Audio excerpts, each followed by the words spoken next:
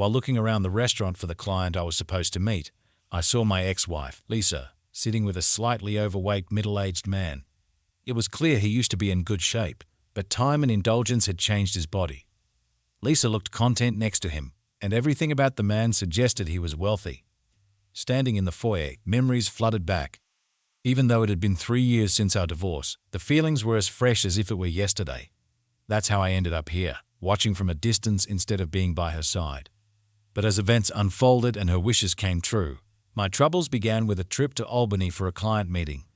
I decided to stay overnight to avoid a long drive back, but my plans changed when, an hour into the trip, the client called to say he had a broken fender. Although he wasn't hurt, he apologized for canceling late. I told him it was no problem and suggested we reschedule. Still, I felt unprepared for the extra 2 hours of driving ahead. Promising to do my best, I planned to return home for a surprise romantic dinner with my beloved wife. 90 minutes later, I finally turned onto my street. The first thing I noticed was 3 unfamiliar cars parked in the driveway. Knowing my wife often invited friends over when I was away, I didn't think much of it. I parked on the street and entered the house, assuming everything was normal. However, the sight of 4 sets of clothes scattered across the living room floor immediately signaled that something was wrong. As I stood there, a gut-wrenching realization hit me. My wife's passionate cry wasn't a call for help. It was a familiar plea for more intense lovemaking. My heart sank as I understood the truth. My wife was with someone else. Despite my reluctance, I knew I had to face the reality upstairs. When I reached the top of the stairs, I heard my wife letting out a primal scream. Stealthily peeking around the bedroom doorframe, I saw 3 men. I didn't recognize 2 of them, but the third was her boss from work, John. To my shock, they had my wife engaged in sexual acts. My dislike for John deepened as he praised her, acknowledging her help with his business clients. It sickened me to realize he was using my wife for his professional gain. All 3 of them treated her like an object, using rude language and dominating her. Seeing her behave so differently from the woman I knew during our 10 years of marriage, I couldn't help but agree with John's derogatory label for her. Quietly, I retreated downstairs unnoticed, seeking refuge in my office.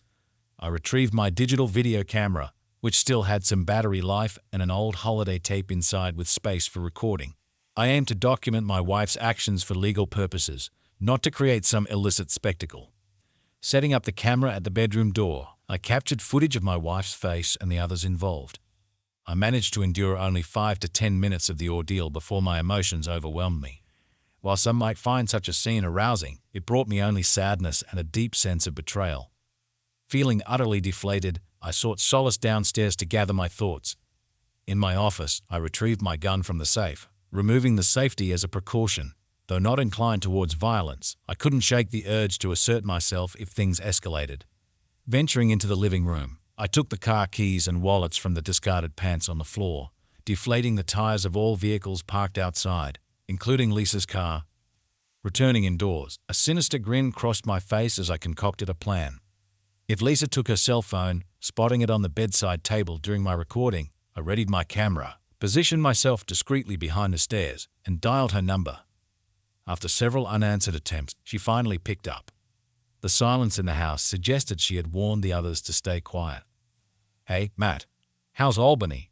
Lisa asked, breathless. I could faintly hear the men chuckling in the room. "You seem out of breath.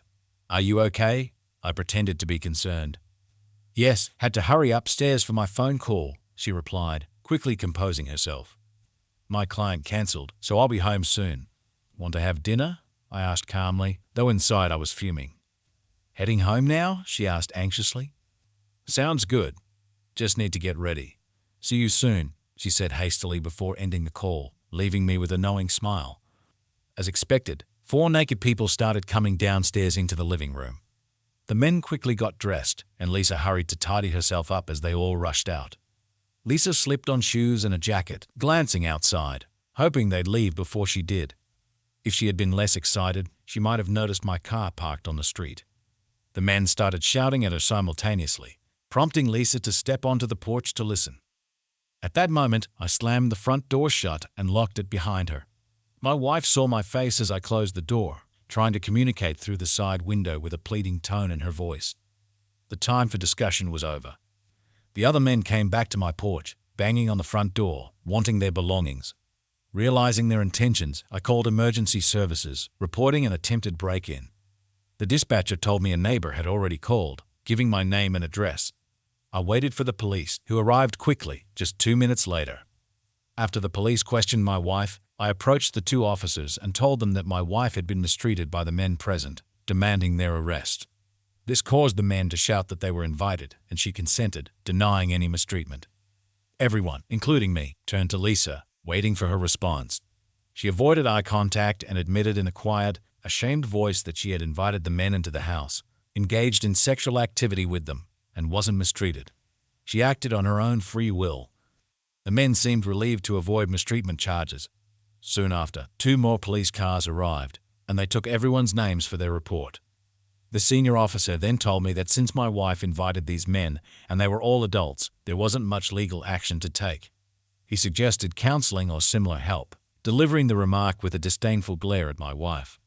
I told the police to call a taxi for Lisa and said she wouldn't be allowed back into the house that night. One of the men called a taxi after finding their flat tires. They also tried to accuse me of stealing their things, but I denied their claims to the police. Turning, I walked back to the porch where Lisa stayed with them until the taxi arrived. I stood on the porch, my eyes flashing with anger. Despite my fury, my wife bravely approached me, unaware of my rage and the gun on my person. She might have fled if she had known.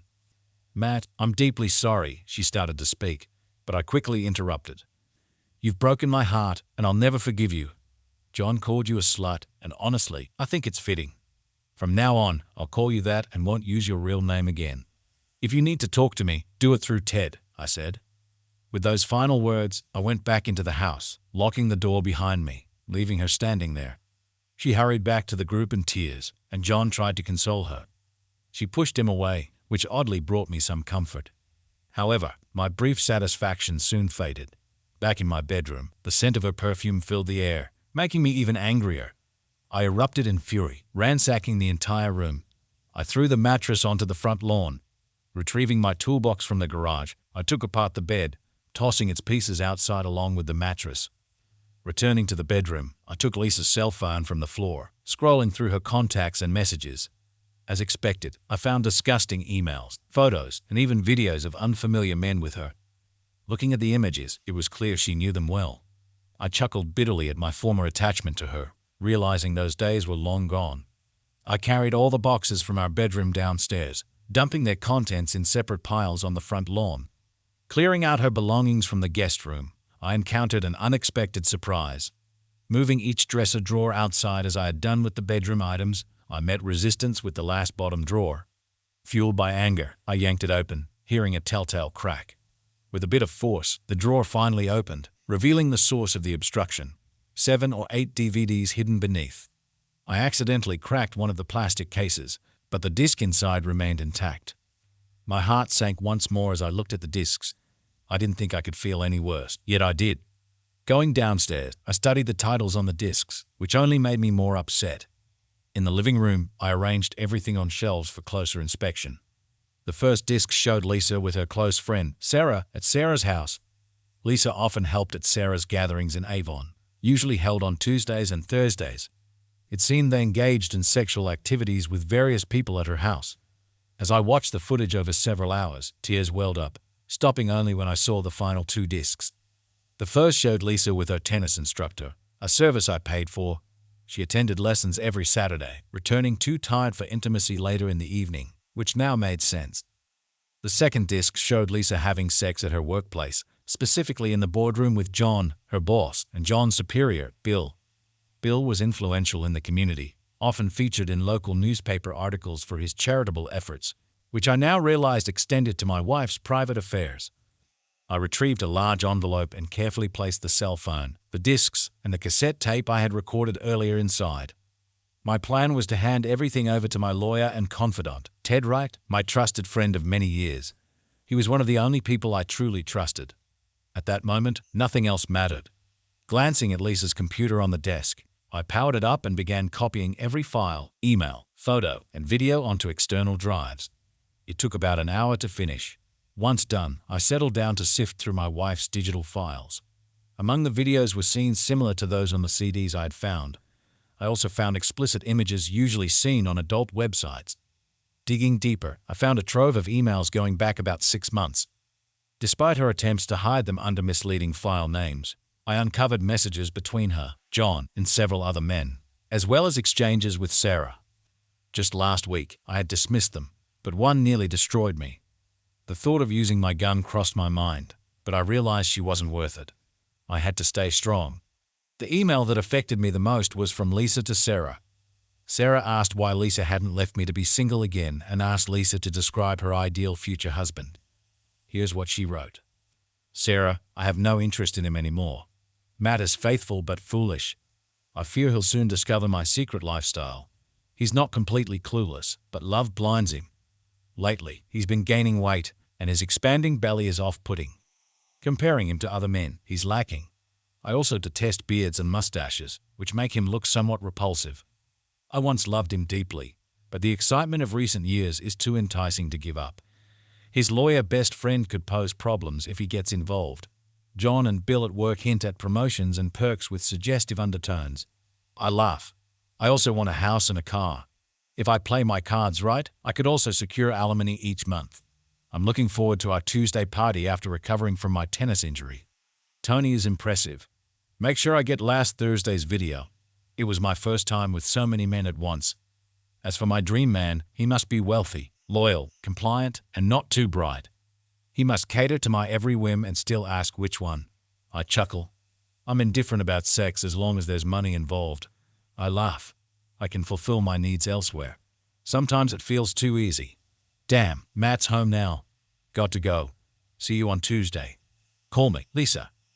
I read this letter repeatedly. Its words disgusted me, and the last few years hurt me deeply.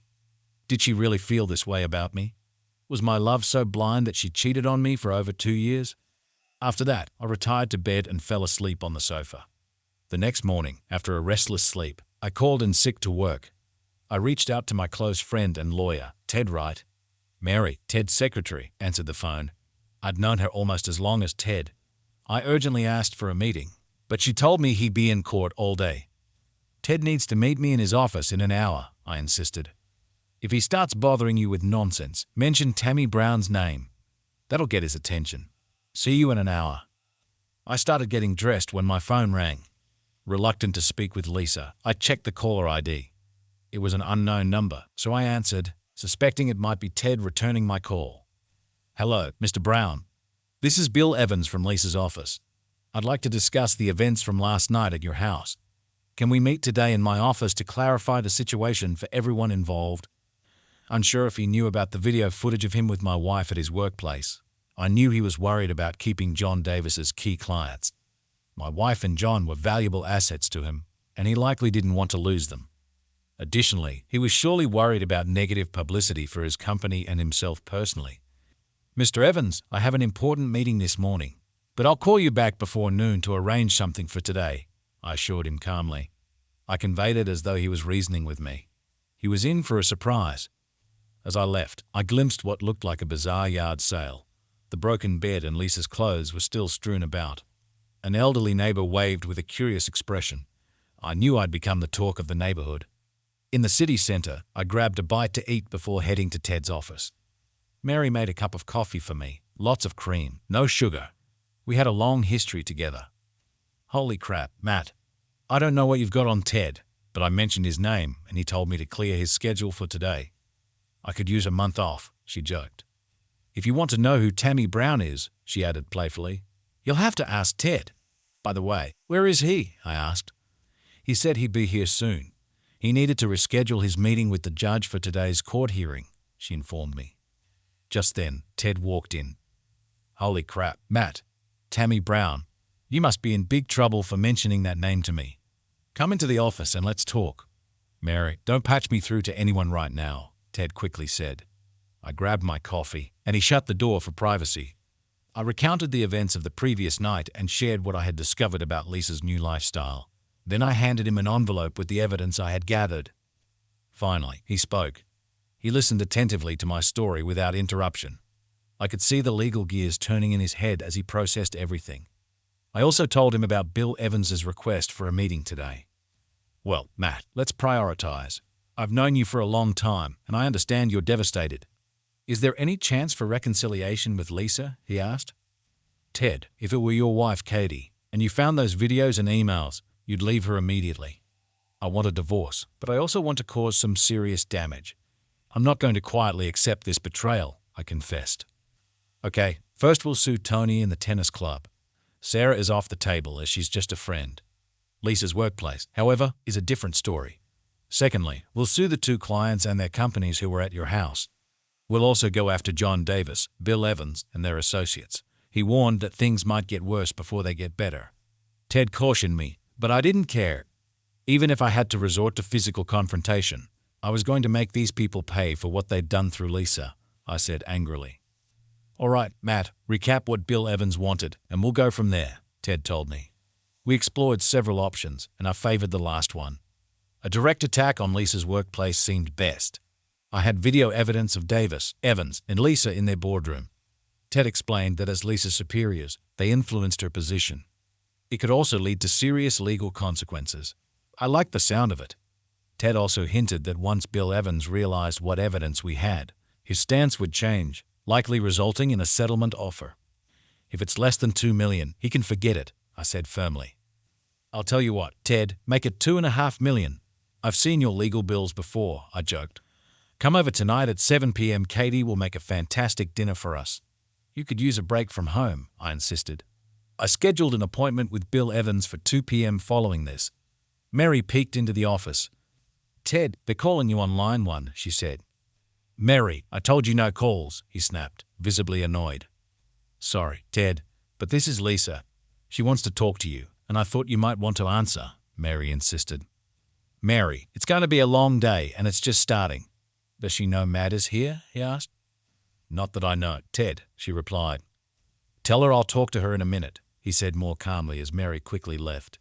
I bet she's already discovered her cell phone, computer, and all her DVDs are missing. I bet she was furious that I dumped all her belongings on the front lawn along with our bed, I told him. Wow, you really had a busy night. Let me handle this conversation, and please don't intervene. As your lawyer, I need to clarify a few things, he told me. Connecting the call, I started to overhear a one-sided conversation, but I could almost figure out what she was saying to Ted without hearing her words.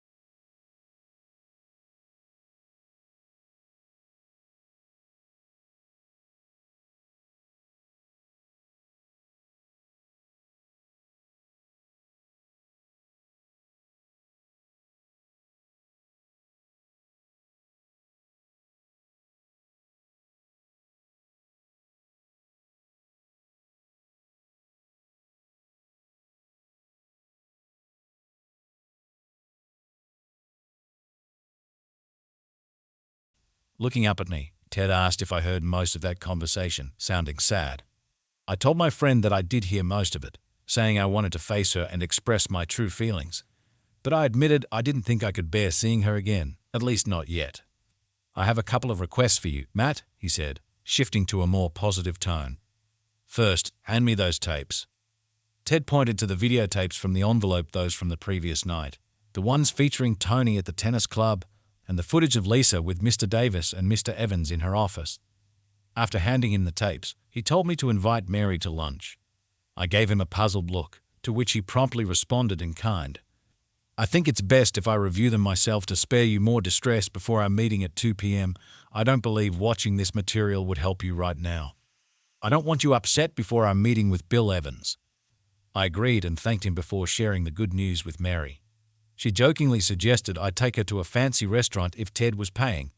We both laughed and left the office. Mary was an excellent dining companion, and for the next hour, she helped me forget my troubles. When we returned, we heard Ted cheering as we entered the office. He was in high spirits, doing a little victory dance at his desk. "These recordings are a game changer, Matt. I can't believe it," he exclaimed. My expression turned bittersweet, and I think he finally understood why. "Oh, Matt, I'm truly sorry. I didn't realize the importance of these videos. I know Lisa's actions have deeply hurt you. I was just excited about what I found," he apologized sincerely. "Matt, come over here. I need your eyes on something," Ted beckoned me, and I complied, standing behind him to view his screen. "Did you watch the entire video Tony shot at the tennis club with Lisa?" he asked. "No, I only managed to skim through some of it last night. It was tough to watch without feeling the urge to lash out or worse," I admitted honestly.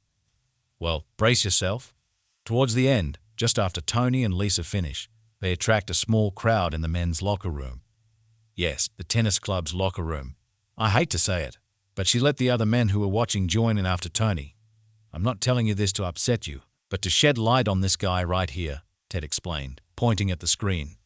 The man he indicated was older, wrapped in a towel, with long grey hair and a walrus-like mustache. He asked if I recognized him. Ted hit play on the video, and I saw him drop the towel, revealing a significant package any man would brag about. The problem was, he went straight to my wife and had sex with her. The next moment, she was surrounded by 5 more men eagerly waiting their turn. I recounted, "Ted, I don't know who this guy is, but I assume you do." "Matt, this is ammunition for our meeting today at the tennis club at 4 p.m. He informed me, excitedly explaining his plan. I grinned when I heard it. Besides being my friend, Ted was an exceptional lawyer. I was relieved to have him on my side this time. We left his office for downtown, armed with a portable DVD player, some printed photos, and legal envelopes. When we arrived at Lisa's building, we went to Bill Evans's office on the top floor, with Lisa's office 1 floor below. After waiting in the reception area, we were finally led into Mr. Evans's fancy office. Just before entering, I sensed someone watching me from the hallway. I glanced that way and saw a woman disappear around the corner. Guess who, I thought, relieved I wouldn't have to confront her today. We stepped into Bill's office, filled with fancy furniture, plaques, awards, and photos of him with various notable people. I wondered if he had ever brought Lisa here. My dislike for Mr. Evans grew stronger than ever. I introduced Ted and took the lead in the conversation. "Hello, Mr. Evans. This is my friend Ted Wright, and he'll join us for the meeting you scheduled today," I told Bill as we shook hands. "Mr. Brown, Matt, I thought this was supposed to be a private meeting between you and me," Mr. Evans said. "Well, I decided to bring Ted along. Anything you have to say to me, you can say to him as well," I stated firmly, not allowing any argument. He accepted Ted's presence and spoke only to me, ignoring Ted. This brought a smile to Ted's face. I expected what was coming next, but let Mr. Evans speak first. "Matt, may I call you Matt?" Bill asked. "Absolutely, no issues. In fact, I thought it might be helpful to have John Davis present at this meeting too. I'm not sure if it's possible, but it concerns him as well," I said. After a brief pause, he pressed the intercom button. "Julie, tell John to come to my office right away. Drop everything and get here now." "Got it." John would be here soon. In the meantime, I want to say I'm sorry for the trouble caused by John and Lisa in your life. I know last night must have been awful, but if we work together, we might find a solution that helps everyone," Bill said, sounding hopeful. What exactly do you mean, Mr. Evans? I asked, waiting for John to arrive. I care a lot for your wife, Lisa, Bill began, but was interrupted by John's entrance. He hesitated, looking like he might leave, but Bill told him to sit. John reluctantly did, avoiding eye contact with me. Matt, I wanted to say I care for Lisa, almost like a daughter, he started when Ted interrupted. Are you saying you have a thing for incest, Mr. Evans? Ted asked, catching him off guard. I chuckled, understanding Ted's intent. What?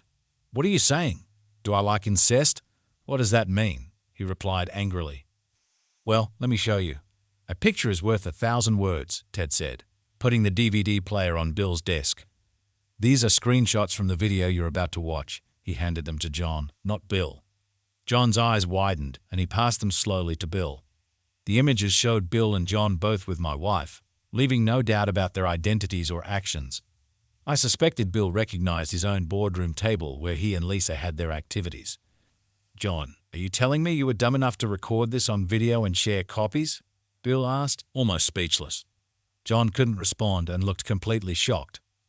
Well, Mr. Evans, here's what's going to happen. Just to be clear, I'm Matt's attorney and his friend. Let me tell you what we expect and how you should handle it, Ted told the stunned audience, clearly enjoying the moment. First, Lisa keeps her job without question. Matt thinks she'll need work, and she seems to fit in well here, he said to Bill, giving a subtle wink. Second, Mr. Davis is out. Lisa stays, and he goes, Ted said, pointing to the stunned John. Third, we expect a serious money offer that respects our intelligence. We'll consider your first offer and give a yes or no answer within 5 business days. We plan to take legal action within 2 months, maybe sooner if needed. Before they could speak, Ted played the video, turning the screen to Bill. It showed both men having sex with my wife repeatedly in their boardroom. John didn't need to watch since he was involved in recording it. Bill just watched, mouth open. I could see him thinking hard about how to save his business reputation, family, and most importantly, his finances. I knew he would take action soon. John, after these gentlemen leave today, we'll need to have a serious talk about your future here. I'll consult with our legal team to work out a settlement that satisfies you to some extent. You both understand the potential damage to our business if this information gets out, Bill said out loud, thinking it through. Don't worry, Mr. Evans. We'll keep this confidential until we get a serious offer from you. But don't be too quick to fire Mr. Davis. He might have other copies of the video, giving him leverage if we don't act. You and Mr. Davis can handle this matter on your own. Oh, and just so you know, both of you could face legal trouble for having sex with an employee and impacting her job status, Ted warned them as we stood up to leave. Ted took back the DVD player and the photos we had brought. We left as Bill and John seemed ready for a private talk. I had a question for Ted, but he signaled for silence until we were outside. I hadn't noticed my wife hiding around the corner, trying to listen to our conversation, but Ted had. The last thing I heard was Mr. Evans shouting into the intercom, "Get Lisa here immediately." I smiled, anticipating an interesting encounter. Bill would soon find out I had discovered his DVD at home. Once outside, I asked why he had given John an escape route by suggesting he use his own videotape against Bill. Divide and conquer, Ted explained. It's better if they don't act as a united front. If Bill makes a weak offer, we can play them against each other. Ted also noted that John and Bill have families and attend church despite their behavior in the videos. They don't want to disturb their families right now. As I left the building, I realized it would now be remembered as the place where my wife betrayed me, not the prestigious workplace it once was. It saddened me, but Ted's words brought me back to reality. Let's grab a beer before our next meeting at the tennis club at 4 p.m. We could both use a drink. And there's something I need to discuss with you, Ted said. We drove across town to the tennis club and stopped at a quaint bar restaurant nearby. Ted ordered 2 beers and began talking. Matt, I think Bill Evans will make an offer, but likely for just under $1 million. I know his legal team from another case, and they're good. He's also realistic. I'll call him tomorrow and say that a low offer won't be good for his business or personal life. I'll suggest $3 million or we stop negotiating, he explained. Also, I need to know if, in case the offer is rejected, I have your permission to make Lisa look bad. I won't hold back.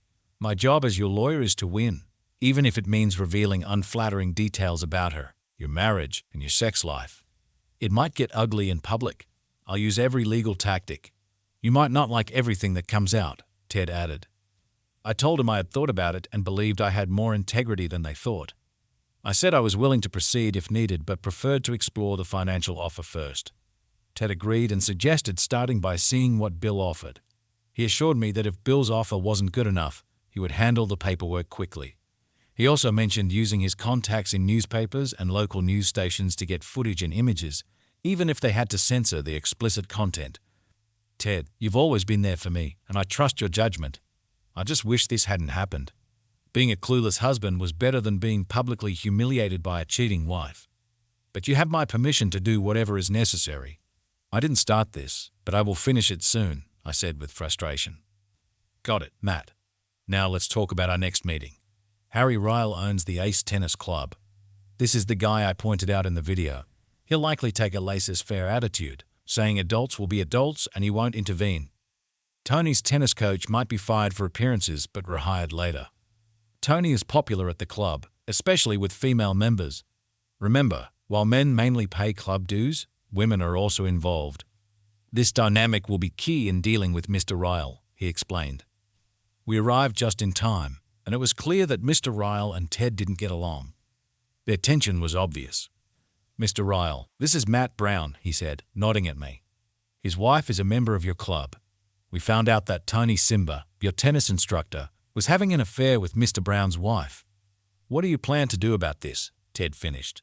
He waited for Ryle to speak, but I knew he would handle it his way and dismissed Ted quickly. Look, what two consenting adults do behind closed doors is none of my business, Harry Ryle said. And as for you, Mr. Brown, if you can't satisfy your wife in the bedroom, don't blame me if she strays. Many unhappy spouses come to the Ace Tennis Club. Some return for the personalized attention my staff provides. If you get my meaning, Harry said, winking at me. I wanted to hit him, but Ted held my wrist and quietly advised me to stay calm. Harry, you're assuming this happened outside the club without your knowledge. That's a big assumption, Ted confronted him, pulling out a DVD player and placing it on his desk. Ted played the video, showing it to Harry. His reaction showed he didn't like what he saw. Before Harry could respond, Ted spoke again. Harry, you and your colleagues knowingly took advantage of a paying member, Mrs. Lisa Brown, a married woman whose dues were paid by Mr. Brown. She's now a dissatisfied customer, Ted informed the silent Mr. Ryle. When this gets out, every man paying dues will want to know if his wife is involved in similar activities. I'll subpoena everyone in the locker room that day. Married men won't be happy with you. Plus, there's the issue of privacy when filming in the locker room. Once I'm done with you, your club's reputation and your bank account will suffer, Ted warned. So here's what we want. A substantial offer from you and quick action. This can save you a lot of trouble and money, Ted concluded, watching Harry weigh his options. Ted, you're still a tough one, but I can't argue with you. I'll contact you tomorrow with my offer. If I agree, all tapes will be returned to me and kept private. I'll also fire Tony. Now, if that's all, get out. Harry dismissed us as Ted took the DVD player with a grin and turned it off. And say hi to Tito Martin, Ted said to Harry before leaving. Go to hell, right, Harry replied. Ted laughed all the way to the parking lot. That was quite an adventure. Now we wait, Ted said as we headed to his house for a homemade dinner. By the end of the week, Bill Evans had offered nearly $2.7 million to keep Lisa as his employee. John Davis, after handing over all his tapes to Bill, found himself out of a job. Bill fired him, leaving John with little recourse. I went after the two men who were with my wife that night. They were major clients of John's. They didn't want any publicity, so each offered me $1 million to keep quiet. Harry Ryle refused to make an offer and suggested we take legal action. We did, and he lost $3 million. By the end, his club lost many members, and he had to give up ownership. He thought he could avoid consequences, but the judge didn't like the footage from the locker rooms or the infidelity. I gave Lisa a house and a car without paying a cent in alimony. I only saw her twice in court. Both times, I called her a slut, which made her cry. I often wondered why she cried now, but not before causing such chaos in my life. I gained more money than I ever imagined, thanks to Ted's advice. The pain still lingered, haunting me. All the trials of that dreadful year came back in an instant. I didn't realize anyone was talking to me until I snapped out of my thoughts and heard the restaurant manager asking if everything was all right. Unsure how long I had stood there, lost in thought, I shook my head to clear it and returned to the present.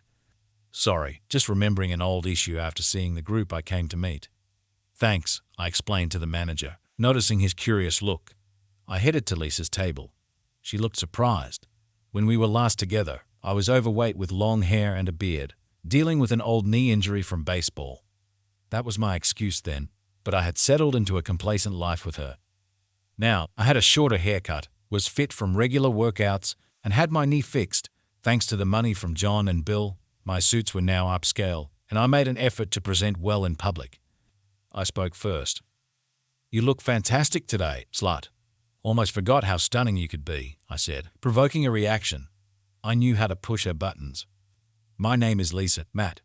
Why can't you call me by my name? She replied, clearly irritated. I didn't call you slut.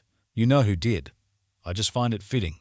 I warned you 3 years ago that you broke my heart, and I'll always remember you by that title, I explained as the man next to her began to object and stand up. Lisa told him to stay calm. Tears welled up, smudging her makeup. Her boyfriend spoke. Go freshen up, Lisa, and fix your face. I'll deal with this idiot. With that, she stood, locking eyes with me as I looked back, showing the pain I'd held for 3 years. Her tears flowed harder, surprising me that she still had any feelings for me. Or maybe it was guilt, probably both. I expect you to be gone when I return, she said tearfully, heading to the restroom, where I noticed the big engagement ring on her finger as she wiped her eyes and left. You must be Matt Brown, Lisa's ex-husband, he said with disdain. Yes, and you must be the new man she's dreamed of, I replied, sensing his anger. I'm Lisa's CFO, and if I were you, I'd stop using that term, he warned, though he didn't want to cause a scene. I just want to talk to you privately. I have 3 questions, then I'll leave your life forever, I told him, seeing his puzzled look. I've been in your shoes, and I don't want anyone else to suffer like I did. I bet Lisa painted me as a bad husband, abusive, neglectful, or a womanizer. But I'm not here to clear my name with you. It wouldn't help. First, does Sarah still host her Avon gatherings on Tuesdays and Thursdays? I asked. Lisa helps Sarah with her decor sales on Mondays and Wednesdays. Your memory seems off, he snapped back. Okay, does she still take tennis lessons on Saturdays? I pressed. Lisa plays tennis on Sundays. You seem to have a fuzzy memory for someone married to her for so long, he said proudly. Final question. Have you ever checked under the bottom drawer of the dresser in your living room? I asked quickly. No, why would I do that? He protested. These 3 questions are why we're not together. I have all the leftover divorce papers, legal documents, emails from Sarah and others, and hours of videos. I've carried these for 3 years, so I thought you should have them, I said, taking a worn paper from my wallet. This is what she wrote to Sarah when asked how to get rid of me before I found out about her cheating. After reading it, I realized I didn't know her at all. But it all revolves around you, I said, handing him the paper. I knew Lisa well and her compulsive habits. She always followed the same routine, sometimes driving me crazy. Even with a new man, she'd stick to her old ways. I explained.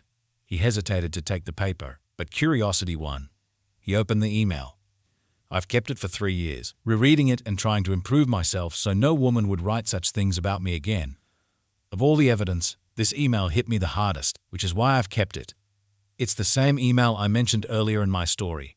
Peter read the letter slowly and set it down. Quickly, he grabbed a pen, wrote a note on it, and suddenly left the restaurant. No look back. No thanks. Nothing. His face stayed blank. I leaned over to see what he wrote. I'll return home shortly. Please wait here, and I'll call you in 15 minutes. I need to check under the bottom drawer of my living room dresser. Be right back, Peter. I sensed he saw the truth, even if he didn't like it. I hit too close to home on all 3 matters. The email seemed to be the tipping point, and he needed to check it himself. Leaving a note on Lisa's table, I left. There was no way I'd stay in that restaurant tonight. In the foyer, I called my client, who didn't mind rescheduling since they were late anyway. Before leaving, I glanced at Lisa's table. She returned, looking for Peter. Sitting down, she saw her old email and Peter's note. Her face went pale as she read her old email and Peter's message. The last time I saw my wife, she was crying so hard that everyone in the restaurant looked. I felt a bit sorry, but also indifferent. That was my last encounter with her. I still wonder if Peter found something under the dresser drawer. Lisa's tears suggested he might have. Well, folks, that's all for today. I hope you enjoyed the content as much as I enjoyed making it. If you haven't already, make sure to hit that subscribe button and give this video a thumbs up. Drop a comment below with your thoughts and tell me your stories. I'd love to hear them. Cheers, and see you in the next one.